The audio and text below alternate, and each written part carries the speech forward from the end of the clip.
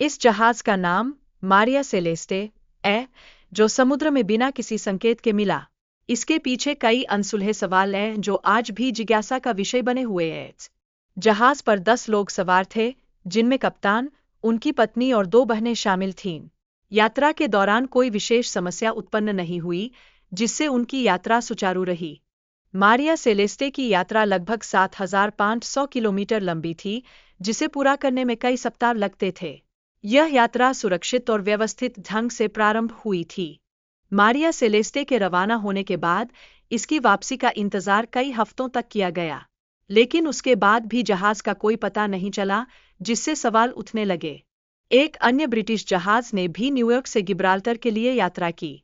यह जहाज उसी मार्ग से गुजर रहा था जिससे मारिया सेलेस्टे गुजरी थी। जब एक कप्तान ने समुद्र में मारिया सेलेस्टे को खड़ा देखा, तो उसकी चिंता बढ़ गई। जहाज पर कोई भी सवार नहीं था, जो एक बड़ा रहस्य बन गया।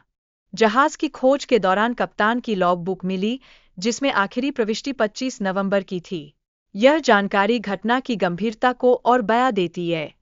कप्तान की केबिन में नेविगेशन उपकरण गायब मिले, जबकि तलवार अपनी जगह पर थी।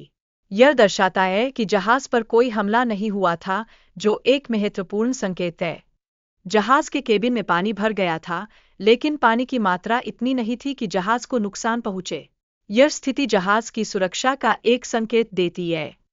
मारिया सेलेस्टे के निर्माण के बाद कई दुर्घटनाएं हुई है, जैसे एक अन्य जहाज से टकराना और खुद का डूबना। ये घटनाएं इसके रहस्य को और गहरा करती है।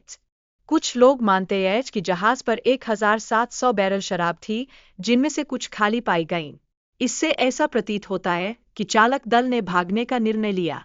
तीसरे सिद्धांत के अनुसार जहाज को तूफान का सामना करना पड़ा हो सकता है, जिससे चालक दल ने छोटी नाव से भागने का विकल्प चुना।